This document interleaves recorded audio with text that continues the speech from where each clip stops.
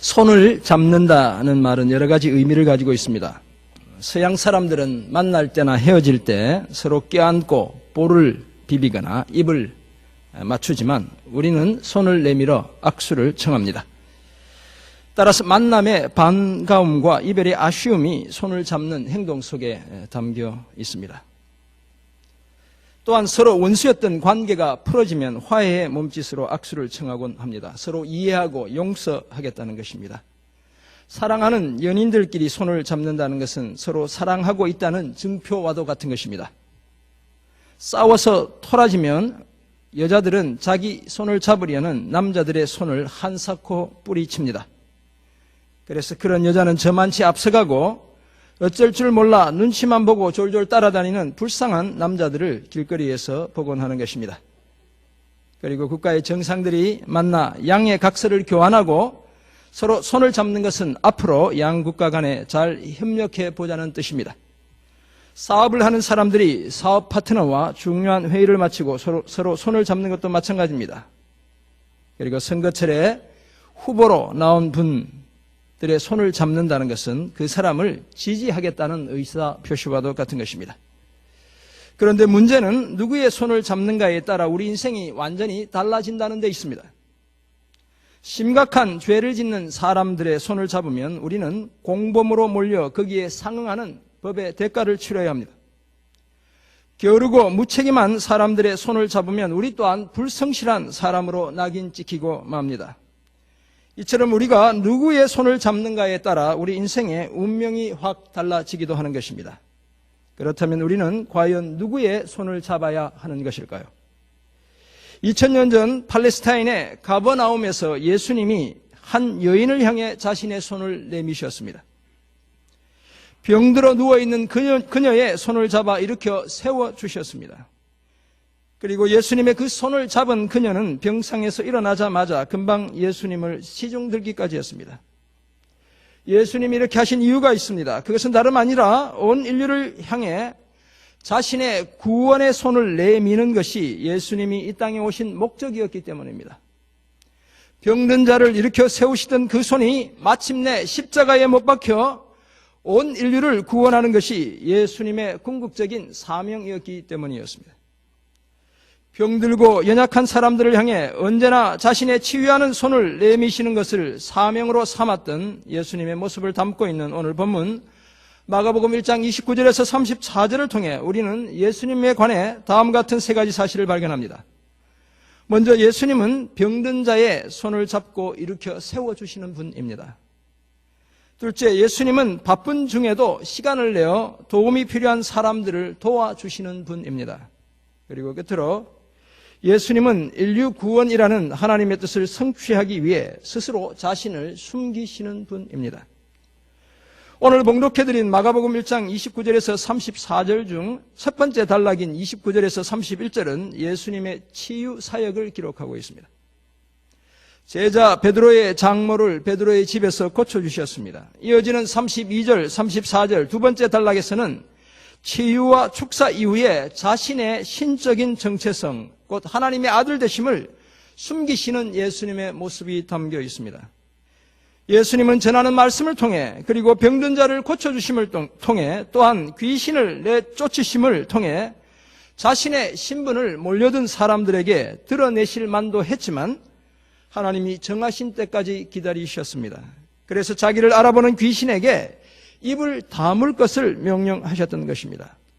이와 같은 내용을 담고 있는 오늘 본문을 통해 우리는 예수님이 어떤 분이신지 몇 가지 사실을 발견할 수 있습니다. 먼저 예수님은 병든 자의 손을 잡고 일으켜 세워주시는 분입니다. 다시 말해서 예수님은 병든 자들을 향해 자신의 손을 내미시는 분입니다. 창조주의 그 손으로 병든 자를 고쳐주시는 분입니다. 그래서 그 손을 잡기만 하면 육체의 질병에서 해방되는 것은 물론 영원한 생명까지 덤으로 얻게 되는 것입니다. 가버나움의 회당에서 가르치시며 귀신을 쫓아내신 그 안식일에 예수님은 야고보와 요한과 함께 베드로와 안드레 형제의 집을 방문했습니다. 29절이 그 사실을 말씀합니다. 그곳에는 베드로의 장모님이 중한 열병에 걸려 누워 있었습니다. 장모가 사돈 집 또는 사위 집에 있는 것으로 보아 아마도 딸이 보고 싶어 다니러 왔거나 아니면 딸과 사위를 돕기 위해 그곳에 함께 살다가 고열을 앓게 되었던 것 같습니다. 예수님이 그 집에 들어오시는 것을 보던 사람들이 곧바로 예수님께 병들어 누워있는 그녀에 대해 말했습니다. 그들이 예수님에게 이 여인이 얼마나 오랫동안 앓았는지, 증상이 어떤 것인지 등을 자세히 말해 주었을 것입니다. 당연히 예수님이 베드로의 이 장모님을 고쳐주시기를 기대했기 때문이었습니다. 사람들의 얘기를 들은 뒤 예수님이 누워있던 그 여인에게 다가갔습니다. 그리고는 그녀의 손을 잡고 그녀가 일어나도록 도와주셨습니다. 그 순간 언제 그랬냐는 듯이 열이 내리고 그 여인이 기운을 차리게 되었습니다. 곧바로 예수님과 다른 제자들을 위해 음식을 만들어 대접까지 했습니다. 시중 들었다고 말씀하고 있는 것입니다. 이런 오늘 본문에서 발견하는 특이한 점이 한 가지 있습니다.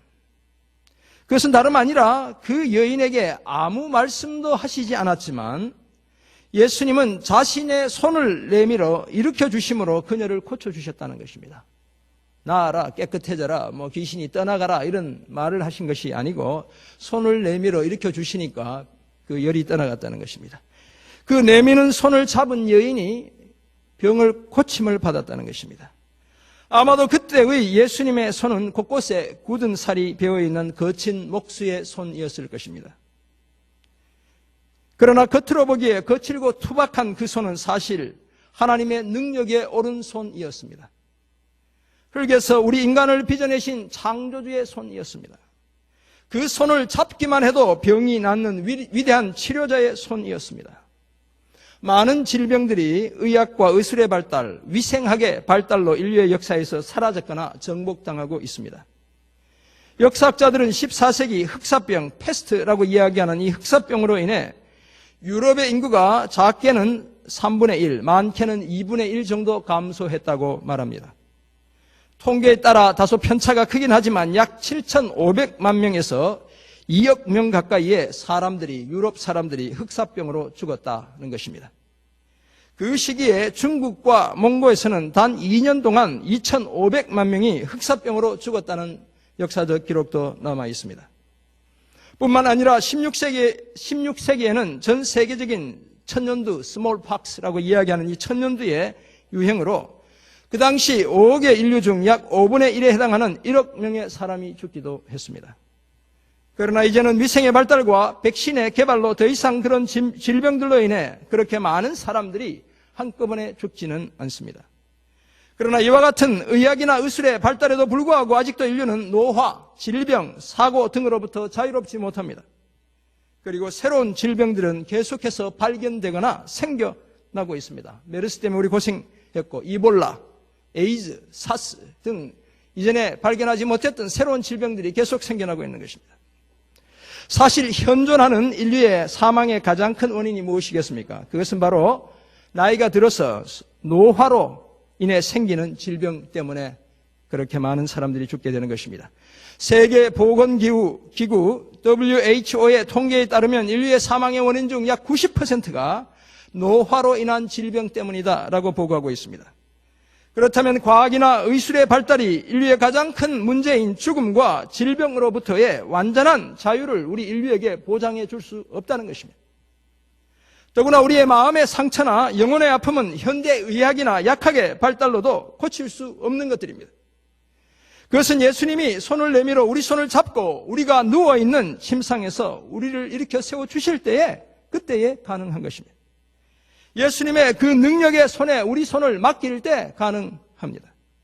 창조주요 치료자가 되시는 예수님의 손을 붙들 때 우리는 마음의 병도, 영혼의 병도, 육체의 병도 고침을 받게 되는 것입니다.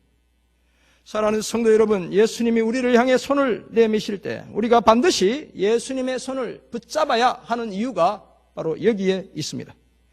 그래야 우리가 육체적인, 정서적인, 영적인 연약함을 떨쳐버리고 무기력하게 누워있던 그 침상에서 일어날 수 있습니다.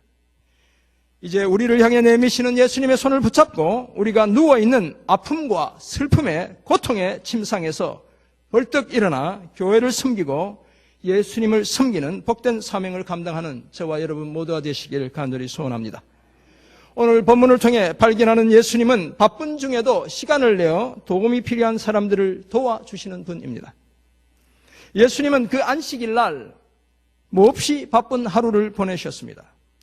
회당에서 가르치시고 귀신도 쫓아내셨습니다. 시몬 베드로와 안드레 형제의 집에서 베드로의 장모의 병을 고쳐주셨고, 그 이후 제자들과 함께 식사도 나누시다 보니 어느덧 해가 지고 저녁이 되었습니다. 그래서 32절은 저물어 해질 때에 라는 말로 시작하고 있습니다. 그런데 예수님이 그 집에 계시다는 소문을 듣고 사람들이 계속 몰려드는 것이었습니다. 특별히 도움이 필요한 병든 사람들과 귀신 들린 사람들을 예수님께 데려왔습니다. 사람들이 얼마나 많이 몰려들었는지 마가는 33절에서 온 동네가 그 문 앞에 다 모였다라고 기록하고 있습니다. 물론 동네 사람들이 한 사람도 빠지지 않고 다 모였다는 그런 말씀이 아닙니다. 그만큼 문전성시를 이루었다는 것입니다. 안식일이었던 그날 하루 종일 가르치시고 귀신을 쫓아내시고 병을 고치시느라 피곤해서 쉬고 싶으셨겠지만 예수님은 그렇게 몰려든 사람들을 그냥 되돌려 보내지 않았습니다. 병을 고쳐주셨고 귀신도 쫓아내 주셨습니다. 34절이 바로 그것을 말씀합니다. 예수님은 자신의 도움이 필요한 사람들을 위해 정말 성실하게 부지런히 일하셨습니다. 요한복음 5장 17절을 보면 예수님은 심지어 안식일에도 일한다고 비난하던 유대인들에게 내 아버지께서 이제까지 일하시니 나도 일한다 라고 말씀하셨습니다. 온 인류의 왕이신 그분이, 모든 사람으로부터 섬김을 받아야 하실 그분이 오히려 온종일 자신의 도움이 필요한 사람들을 섬겨주셨던 것입니다. 예수님은 무엇이든지 남에게 대접을 받고자 하는 대로 너희도 남을 대접하라는 이 황금률, 상호성의 윤리를 몸소 실천해 보이셨던 것입니다. 사랑하는 성도 여러분, 그렇다면 저와 여러분은 과연 어떻습니까?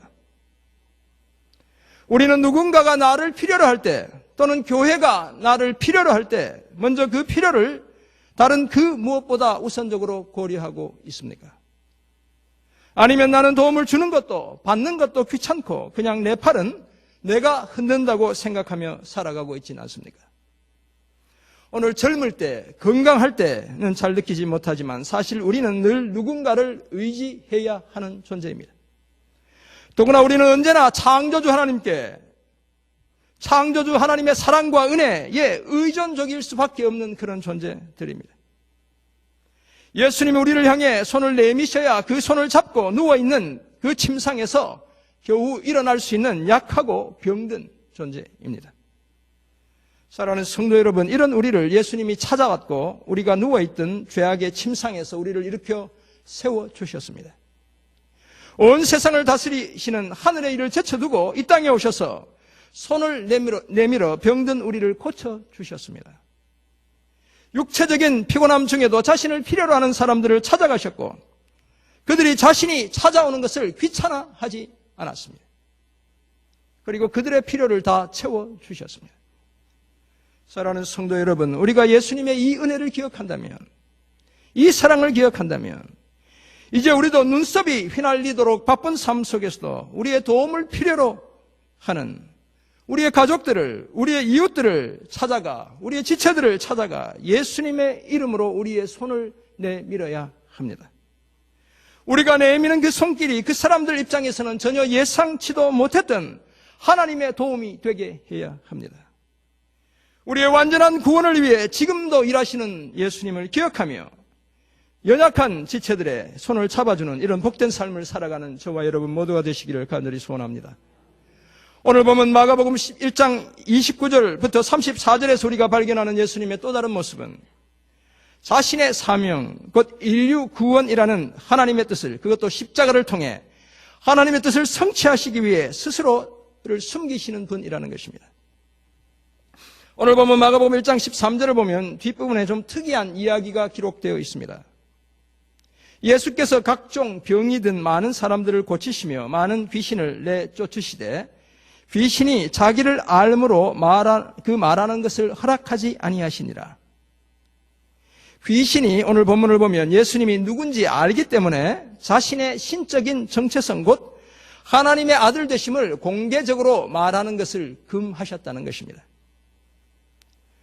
사실 1장 24절에 기록하고 있는 바와 같이 회당에서 귀신을 쫓아내실 때는 귀신이 예수님을 보고 하나님의 거룩한 자라고 소리 지르는 것을 금하지 않으셨습니다.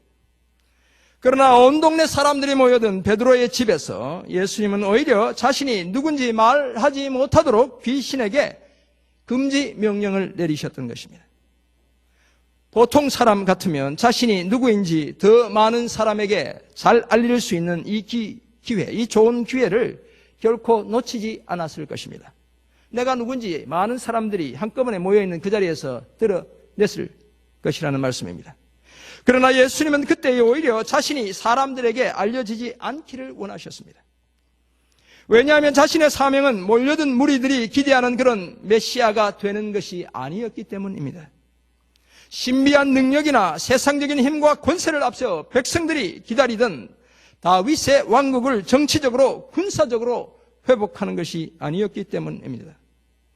다시 말해서 자신을 초종하는 사람들에게 떠밀려 억지로 그들의 왕이 되는 것이 예수님의 사명이 아니었기 때문입니다.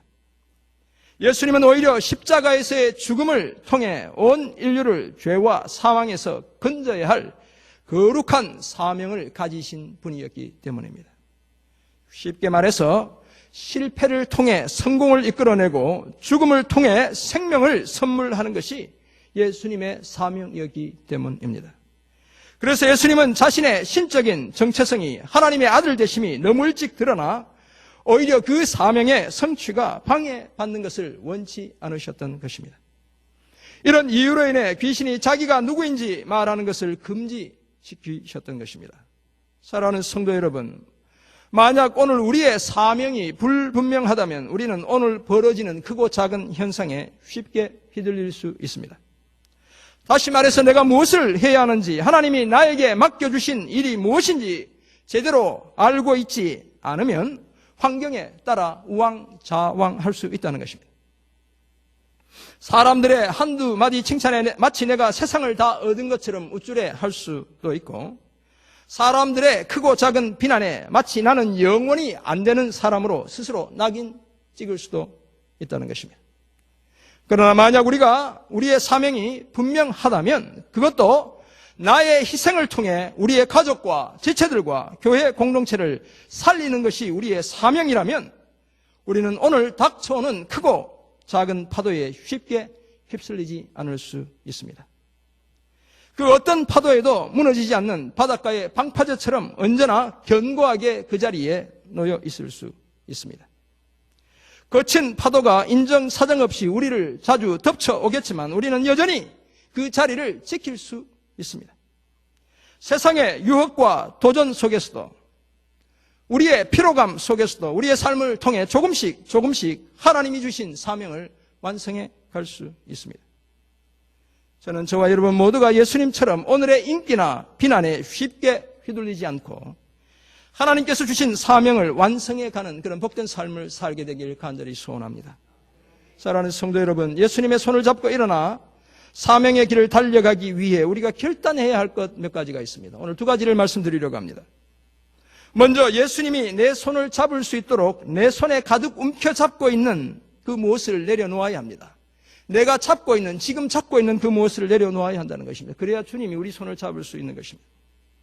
당연한 이야기지만 우리가 무엇인가 새로운 것을, 더 좋은 것을 제대로 잡으려면 저와 여러분의 손이 비어 있어야 합니다. 그러기 위해서는 우리가 지금 꽉 움켜잡고 있는 쓸모없는 것들, 덜 중요한 것들을 내려놓아야 합니다. 그래야 우리의 그 빈손으로 더 소중한 것을 잡을 수 있습니다. 예수님과 우리의 관계도 마찬가지입니다. 예수님은 언제나 우리를 향해 능력의 손을 내미시는 분입니다. 결코 그 손을 거두시는 법이 없습니다. 예수님은 이 일을 위해 이 땅에 오셨습니다. 고치시고 회복하시는 예수님의 능력을 경험하기 위해서는 우리의 손으로 내미시는 예수님의 그 손을 잡아야 합니다. 예수님께서 우리의 손을 잡으실 수 있도록 우리의 빈손을 주님께 맡겨드려야 합니다. 예수님이 내미시는 그 손을 뿌리치지 않아야 합니다. 이것이 바로 우리의 믿음의 결단입니다. 예수님 편이 되겠다는 결심입니다. 예수님과 좋은 관계를 맺겠다는 다짐인 것입니다. 이런 결심을 하는 저와 여러분을 예수님이 반드시 낙심과 좌절의 침상에서 일으켜 세워주실 것입니다.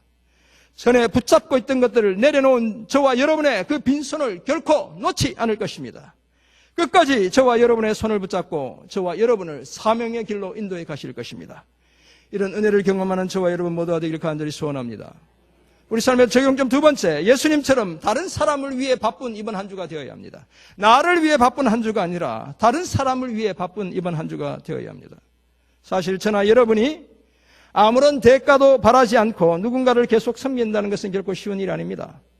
저도 한 6년간 사례받지 않고 목회하니까 이런 기도가 나와요. 주님, 이제는 사례받는 목회하게 해주세요. 이런 기도가 나오더라고요. 아무런 대가를 받지 않고 계속 누군가를 섬긴다는 것 결코 쉽지 않습니다. 그런데 예수님은 달랐습니다. 예수님은 자신을 핍박하는 사람들을 구원하시기 위해 오히려 그 사람들을 도와주셨습니다. 말씀으로 귀신을 내쫓아 주셨고 손을 내밀어 병에서 일어나게 해주셨습니다. 그것도 하루 종일 쉬지 않고 그 일을 감당하셨습니다. 당장은 아무런 보상도 예수님께 주어지지 않았지만 오히려 그 사람들이 예수님을 십자가에 못 박았잖아요. 예수님은 병든 자를 고치고 죄인들을 용서하고 약한 자를 강하게 하는 이 일로 늘 분주하셨습니다. 그렇다면 예수님의 제자로 살아가는 저와 여러분도 같은 삶을 연습해야 합니다. 우리는 모두 각자 나름대로 너무 바쁜 사람입니다. 이 새생명 전도축제 이 후속조차도 하려고 하니까 다들 너무 바빠. 각자 나름대로 너무 바쁜 사람들이. 너무 바빠서 기도할 시간도, 성경을 읽을 시간도, 또 다른 사람을 섬길 시간도, 심지어 교회에서 예배드릴 시간조차 부족한 그런 사람들이. 그런 저와 여러분이 남을 위해 시간을 낸다는 것은 거의 불가능해 보입니다. 그런데 만약 우리가 정말로 이런 사람들이라면 저와 여러분은 바쁜 사람들일 뿐만 아니라 죄송하지만 나쁜 사람들인 것입니다. 바쁠 뿐만 아니라 나쁜 사람들이라는 것입니다. 우리의 도움이 필요한 사람들이 널브러져 있는데 바쁘다는 핑계로 외면하면 우리는 바쁜 사람일 뿐만 아니라 다시 한번 말씀드리는데 나쁜 사람들인 것입니다. 그러므로 이번 한 주는 나를 위해서가 아니라 다른 사람을 위해서 바쁜 그런 한 주가 되어야 합니다. 누군가를 특별히 만나고 누군가에게 특별한 도움의 손을 내미느라 바쁜 그런 한 주가 되기를 원합니다. 그렇다면 우리가 초청할 태신자들에게 연락하거나 오랫동안 작정해놓고 한 번도 연락해보지 못하신 분들 또는 찾아가거나 집으로 초대하는 그런 한 주가 되기를 원합니다. 그래서 제가 작정한 태신자에 집 오라고 잘 안 오려고 해. 또 한 번 더 전화해 꼭 오라고. 바쁜 일상 속에서도 예수님의 이름으로 저와 여러분이 섬겨야 할 이웃 곁으로 다가가는 그런 복된 한 주가 되기를 원합니다. 성경에서 상대방의 손을 잡는다는 것은 상대방을 위해 보증을 서겠다는 뜻입니다. 심각한 것이죠. 그래서 잠언 17장 18절은 지혜 없는 자는 남의 손을 잡고 그의 이웃 앞에서 보증이 되느니라 라고 말씀하고 있습니다. 남의 손을 잡는 자는 보증 서는 것이기 때문에 지혜 없는 자다 이렇게 말씀합니다. 무슨 말씀인가 하면 서로 악수하는 것이 보증을 서겠다는 뜻인데 그렇게 하는 것 자체가 지혜 없는 자들이 하는 어리석은 짓이라는 것입니다. 그리고 잠언 22장 26절은 아예 너는 사람과 더불어 손을 잡지 말며 남의 빚에 보증을 서지 말라 라고 말씀하고 있습니다. 그런데 이런 성경의 말씀에도 불구하고 우리의 빚에 대해 보증을 서주시는 분이 한 분이 있습니다. 언제나 우리의 보증이 되어주시는 분이 한 분이 있습니다. 우리의 손을 늘 잡아주시는 분이 한 분이 있습니다. 그래서 우리 대신 우리가 범한 죄의 빚을 다 갚아주신 분이 한 분 있습니다. 그분이 바로 저와 여러분이 믿는 예수 그리스도 하나님의 아들인 것입니다. 2000년 전 베드로의 장모를 이렇게 세워주신 예수님의 그 손은 겉으로 보기에는 평범하고 거친 목수의 손이었습니다. 그러나 그 손은 창조주 하나님의 오른손이었습니다. 흙으로 인류의 조상 아담을 빚으신 위대한 손이었습니다. 바다를 잠잠하게 하던 손이었고 성전을 청결하게 하던 손이었습니다. 그런데 창조주의 그 능력의 손이 보잘것없는 피조물인 로마 군인들에게 맡겨졌습니다. 망치 소리와 함께 못이 그 손을 뚫고 나왔고 십자가에 깊이 박혔습니다. 죄악에 빠진 인류를 향해 내민 화해의 손이었지만 사람들은 오히려 그 손을 십자가에 못 박고 말았습니다. 그러나 그것이 전부가 아니었습니다. 사실 예수님의 십자가에 못 박힌 그 손 밑에는 우리의 죄도 함께 못 박혔습니다. 우리의 정과 욕심이 예수님의 손등 밑에 감추어져 있었습니다. 그 손에서 흘러나오는 피로 우리의 모든 죄를 깨끗하게 씻어 주셨습니다. 로마의 군인들에게 맡겨진 그 창조주의 손 때문에 우리가 영원한 생명을 얻게 되었습니다. 사랑하는 성도 여러분, 예수님은 이런 사명에 붙들려 사셨기에 사람들의 환호 속에서도 한치의 오차도 없이 끝까지 십자가의 길을 걸어갈 수 있었습니다. 자신의 손을 내밀어 많은 사람들을 고쳐주셨고 자신의 말씀으로 많은 귀신들을 내쫓아 주셨지만 예수님은 소위 대중적인 인기에 휘둘리지 않았습니다. 그래서 잘못된 길, 사명에서 벗어난 엉뚱한 길로 빠져들지 않았습니다. 당장 사람들을 모아 유대인의 왕의 자리에 오르실 수도 있었겠지만 예수님은 섬김을 통해 십자가를 통해 온 인류를 구원하는 그 고난의 길을 끝까지 걸어가셨습니다. 여러분, 우리가 따라가야 할 길이 바로 이런 길인 것입니다. 왜냐하면 그것이 바로 2000년 전 자신이 아기 예수로 탄생하신 이유이자 목적이며 사명이었기 때문인 것입니다. 사랑하는 성도 여러분, 로마 군인들에게 자신의 손을 맡기시는 그 순간까지 자기 손에 놓인 못을 망치가 세차게 내려치는 그때까지 끝까지 십자가의 길을, 고난의 길을 걸어가신 예수님이 오늘 저와 여러분을 찾아오셨습니다. 목수의 그 거친 손으로 우리를 일으켜 세워주시기 위해 그렇게 찾아오셨습니다. 따라서 그 예수님이 손을 내밀 때 우리의 손을 그분께 맡겨야 합니다. 우리를 붙들어 주신 예수님의 그 손을 우리도 붙잡아야 합니다. 그래야 우리가 일어설 수 있습니다. 그래야 이제 우리도 누군가의 손을 붙들어주는 삶을 살아갈 수 있습니다. 사랑하는 성도 여러분, 아무런 보상이 돌아오지 않더라도 지금 당장 수고의 보람을 느끼지 못하더라도 도움을 필요로 하는 우리의 이웃을 우리의 손으로 붙들어 주어야 합니다. 무기력하게 누워있는 그 자리에서 일어나도록 우리 지체들의 그 힘없는 그 손을 꼭 붙들어 주어야 합니다. 왜냐하면 그것이 바로 우리의 구원자 되시는 예수님의 손에 붙들린 우리가 살아야 할 삶이기 때문인 것입니다. 그것이 바로 우리가 끝까지 흔들리지 않고 걸어가야 할 사명의 길이기 때문인 것입니다. 이제 예수님의 손에 이끌려 병든 자리에서 일어서며 나아가 누군가의 손을 잡아 일으켜주는 사명의 길을, 이 복된 길을 끝까지 걸어가기로 다짐하는 저와 여러분 모두가 되시기를 주님의 이름으로 축원합니다. 아멘. 기도하겠습니다. 하나님 말씀을 전하면서 눈물이 납니다.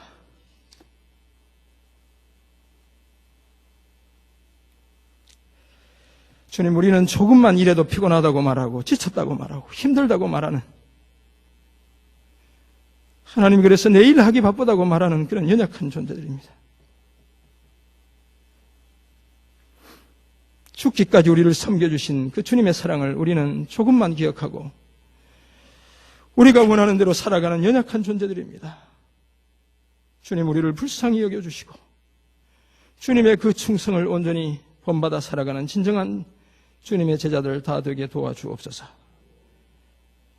주님의 그 치유하시는 손을 붙잡고 일어나 이제 우리도 연약한 채로 침상에 누워있는 우리의 지체들 곁으로 다가가 그들의 손을 붙잡아주는 제자의 삶을 감당할 수 있도록 주님 우리를 도와주옵소서. 감사드리며 살아계신 예수 그리스도 이름으로 기도드립니다. 아멘.